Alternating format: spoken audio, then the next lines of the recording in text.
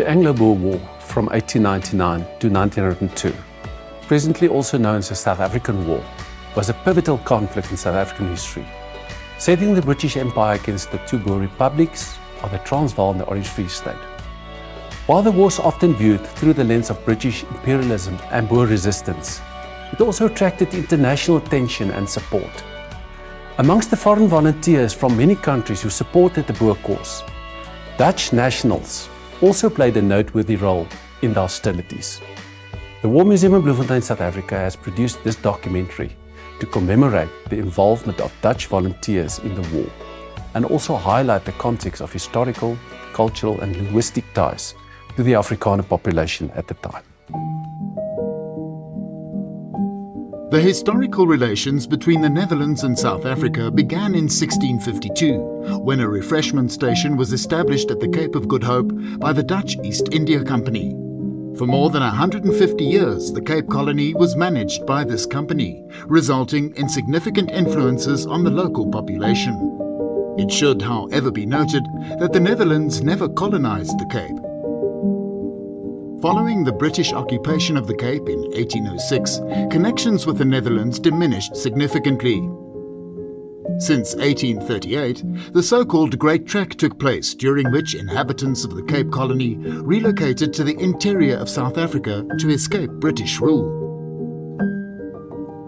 This led to the establishment of two Boer republics in the 1850s, namely the Orange Free State Republic and the South African Republic, also known as the Transvaal. With the establishment of these two Dutch-speaking republics, close ties again emerged between the Netherlands and the Afrikaner communities. During the pre-war period, the Dutch-South African Association was actively involved in strengthening cultural and economic ties between the Netherlands and the two Boer republics.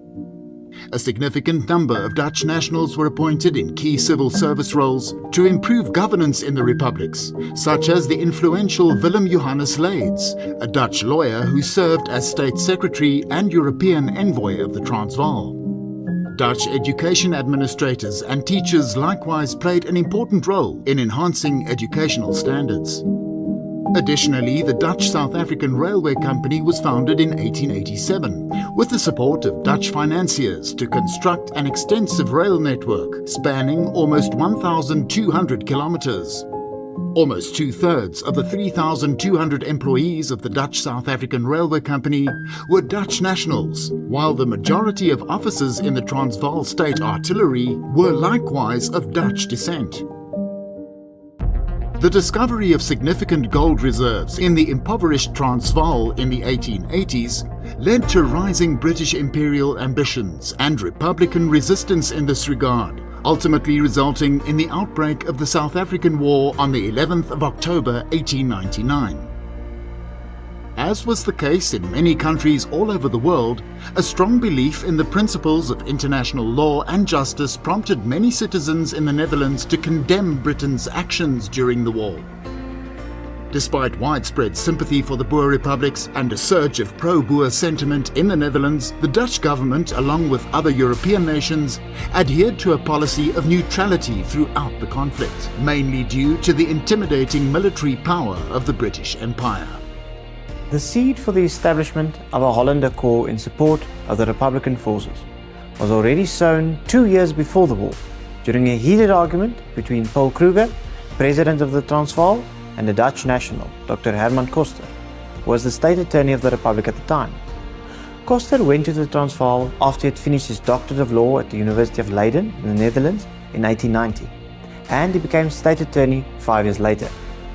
He had a problematic relationship with Kruger, and in a dispute in 1897, the President sneered at him that if there was to be a war, Dutchmen like Koster would remain cowardly behind their desks, while the Boers would have to do all the fighting. Koster was deeply insulted by this remark and resigned immediately, despite apologies from Kruger himself.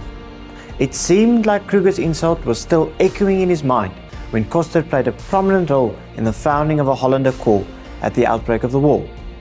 Captain Boudewijn de Withamer was appointed as the commander, as he was a former career officer in the Dutch Army. At its establishment, the Hollander Corps consisted of about 150 volunteers. This unit primarily included Dutch nationals in the service of the Netherlands South African Railway Company and the Transvaal Government Service, and they formed a minor part of the Boer military force. One of the most significant battles involving the Hollander Corps was the Battle of Elandslaagte in October 1899, which represents one of the few clear British victories in the early phase of the war. This battle took place near the small station of Elandslaagte, situated between the towns of Dundee and Ladysmith in Natal. Despite their enthusiasm, the Dutch volunteers were inexperienced, under-equipped, and lacked proper military training. In this battle, almost half of the 150 volunteers in the initial Hollander Corps were either killed, wounded, or captured. Unfortunately, Coster also lost his life during the battle. After running out of ammunition, he died after having been shot in the head while fighting off the enemy with the butt of his rifle. Having stood side by side and shedding his blood with the Boers, Coster was hailed as a hero and martyr in the Netherlands. The University of Leiden even erected a plaque commemorating the sacrifice of its former student. Following the Battle of Elandslaagte, the first group of 46 Dutch prisoners of war was sent by the British military authorities to the island of St. Helena. Amongst them was De Witt Hammer, commander of the initial Hollander Corps. Throughout the conflict, an undisclosed number of Dutch prisoners of war were also incarcerated together with captured members of the Boer forces in Ceylon, now known as Sri Lanka, Bermuda and India. In a notable effort to provide education, Dutch teachers, who were also prisoners of war, initiated schools in many of these camps for both young and older inmates. In some camps, the Dutch prisoners under ringleaders such as Ernest Dovers Dekker were often regarded as troublemakers by the camp authorities due to insubordination and repeated attempts to escape. The Hollander Corps eventually grew to about 450 volunteers due to an inflow of idealistic and patriotic students, professionals, military enthusiasts, educators and ordinary citizens from the Netherlands. As the war progressed, the Corps eventually disbanded and its members were integrated with other Boer fighting units. Some Dutch volunteers also made a significant contribution to the Boer military effort during the guerrilla phase of the war. One such volunteer was Henry Slachtkamp. He was born in Beverwijk in the Netherlands in 1873 and relocated as a young boy with his family to the Transvaal, where he grew up in the Middelburg district. Despite being short and thin, Slachtkamp was restless and fearless in nature. He was also a quick-tempered man, a man with a short fuse. This characteristic would eventually become a metaphoric indication of his eventual wartime contribution. When the war broke out, Slachtkamp identified himself completely with the fate of his adopted country. After gaining recognition for his bravery during various battles, Slachtkamp was appointed as second in command and later leader of a Boer unit of 50 men, specializing in sabotaging railway lines and infrastructure. Here, his specialist knowledge in planting and fusing explosive devices on railway tracks and structures gained him the reputation of a train wrecker without rival. In this way, Slachtkamp played a pivotal role in disrupting British transport lines and looting supply trains for the Boer guerrilla effort. He also refused to surrender and fought until the bitter end. In contrast to his ferocious involvement in the war, Slachtkamp spent his last years peacefully in his hometown of Middelburg, where he was buried in 1951. Many Dutch nationals suffered the same fate as Boer civilians during the war. For example, the Hollandia Mill in Dullstroom in the Transvaal, owned by Hendrik and Altje van der Pol, was destroyed by the British military, while the couple's young daughter also perished in the concentration camp at Middelburg. Ultimately, records indicate that 78 Dutch nationals made the ultimate sacrifice in the pursuit of Republican freedom during the war. This number includes 9 Dutch volunteers serving in commando units who were tried and executed by the British military authorities for various alleged offences. Among those executed was also an almost forgotten Dutch national who served as a public prosecutor in Johannesburg before the war. Being a prominent member of the Charity Committee of Johannesburg, Advocate Cornelis Broeksma was immensely concerned about the new civilian concentration camp system being implemented by the British military. After having visited some of the camps in the area, he began to secretly write critical letters and pamphlets under a fictitious name, which was published in newspapers and periodicals in the Netherlands and in Europe. In these letters, Broeksma revealed sensitive information about the deteriorating conditions in the concentration camps and also gave estimates of the death tolls involved, which were not mentioned in official British records at the time. He was probably one of the first individuals to reveal in detail to international public audiences the tragedy unfolding in the concentration camps. He was eventually identified and arrested. Broeksma was charged by the British military authorities with high treason and allegedly writing a pamphlet in which he had called for the murder of a prominent member in the local English community, an allegation which was highly unlikely given Broeksma's moral character. As a result, he was condemned to death under occupational and martial law and executed at the Old Johannesburg Fort in September 1901. In the Netherlands, the Broeksma case became illustrative of the way in which the British authorities, especially in the early years, tried to suppress coverage of the realities in the concentration camps. The fact that he was regarded as a hero and a martyr in the Netherlands unfortunately offered little real-life comfort to Broeksma's grieving widow and young children. Despite their noteworthy involvement in the Boer War effort on the battlefields, the most significant contribution of Dutch volunteers relates to humanitarian aid in the form of ambulance services and the establishment of hospitals. The rudimentary medical care facilities and services in the two republics did not have the capacity to effectively deal with the ever-growing number of battle-related injuries and casualties. This situation prompted organizations in the Netherlands, Belgium, Germany, America, France, Ireland, Russia, Switzerland, and Scandinavia to send ambulance units to South Africa under the auspices of the International Red Cross. The first foreign ambulance service to reach Pretoria in December 1899 was a Dutch Red Cross ambulance unit. This was later followed by two more Dutch ambulance units, a Dutch East Indies ambulance unit and a Russian Dutch unit. These Dutch ambulance units comprised volunteering doctors, nurses and medical assistants with the necessary medical supplies and even new X-ray machines to provide immediate trauma care in the field and hospitalization services afterwards. The crucial services provided by these Dutch ambulance units took place under very difficult circumstances. Apart from working in the line of fire, logistical problems, disorganization amongst the Boer forces, and the sheer magnitude of injuries and casualties on the battlefield at times overwhelmed the limited capacity of these units. Moreover, the British military authorities often questioned the neutrality of these medical volunteers in the conflict. Resultantly, the movements of the Dutch Red Cross ambulance units were restricted, and medical personnel were routinely detained and deported. Some Dutch medical volunteers were even sent to overseas prisoner of war camps. Following the fall of Pretoria in June 1900, most international ambulance units returned to their countries of origin.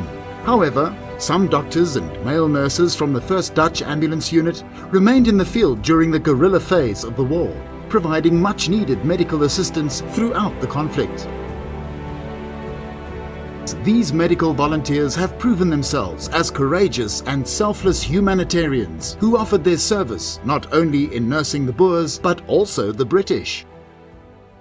In September 1900, Queen Wilhelmina of the Netherlands sent an armoured ship, the Gelderland, to Lorenzo Marx, currently known as Maputo in present-day Mozambique, to collect President Paul Kruger. The Transvaal leadership believed that the elderly Kruger might be able to facilitate European mediation to end the hostilities. After arriving in Marseille in France, Kruger travelled to the Netherlands to meet with Queen Wilhelmina. he eventually settled as an exile in Utrecht. The War Museum also recently commissioned Mr. Jan Linder, a retired model builder of the former South African Railways, to build a model of the Gelderland for exhibition purposes. Abraham Kuyper, Prime Minister of the Netherlands between 1901 and 1905, demonstrated significant support for the Republican cause in South Africa. Kuyper's efforts contributed to negotiations that ultimately resulted in the signing of the Peace Treaty of Vereniging on the 31st of May 1902. During and after the war, the Dutch Assistance Fund in the Netherlands provided financial support to war victims, including prisoners of war and displaced civilians. Additionally, the Middelburg Ladies Committee in the Netherlands collected money and sent chests filled with clothing, food, spiritual literature and toys for children in the camps. When the war concluded, the remaining balance in the assistance fund was allocated to support various needy charity organizations and the establishment of schools in the two former republics. Several statues were also erected in the Netherlands to commemorate the role of prominent Boer figures in the war, such as General Christian de Wet in Otterloo and Martinus Steyn, president of the former Orange Free State Republic, in Deventer. The official opening of the War Museum in September 1931 was made possible through the donation of war-related items, documents, photographs, etc. by numerous individuals and institutions, not only in South Africa, but also in Europe. Today, a large part of the collections of the War Museum is from Dutch origin. The largest private collection offered to the museum was that of Fred Oudtshoorn from the Netherlands. Oudtshoorn also collaborated with the Dutch South African Association in The Hague to locate additional memorabilia from all over Europe. Since then, expanding the collections of the museum remains an ongoing process. In the 1960s, a tile tableau depicting Boer war scenes and role players was discovered behind wallpaper in the former Transvaalia Theatre in Rotterdam. This display can be seen in the museum. Furthermore, works of art by recognized local Dutch artists and artists from the Netherlands can also be appreciated in the exhibition halls of the museum. Despite much appreciated Dutch support during the South African War of 1899 to 1902, the relationship between Afrikaners and the Netherlands became strained during the apartheid era, as the Netherlands emerged as a leading critic of the National Party's apartheid policies since the 1950s. Shortly after the dawn of democracy in South Africa, Dutch Queen Beatrix paid an official visit to South Africa and met with President Mandela in September 1996, while Mandela also officially visited the Netherlands in 1999. Today, both nations maintain cordial relations with numerous bilateral agreements in political, economic, cultural and social cooperation having been signed. The willingness of the majority of moderate Afrikaners to eventually support the abolishment of apartheid provided an opportunity to lessen the tensions and rift between the Afrikaners and the Dutch. This situation also created the potential for re-acknowledging and appreciating the deep-rooted historical, cultural and linguistic connection between the two groups within the context of a diverse South Africa for all.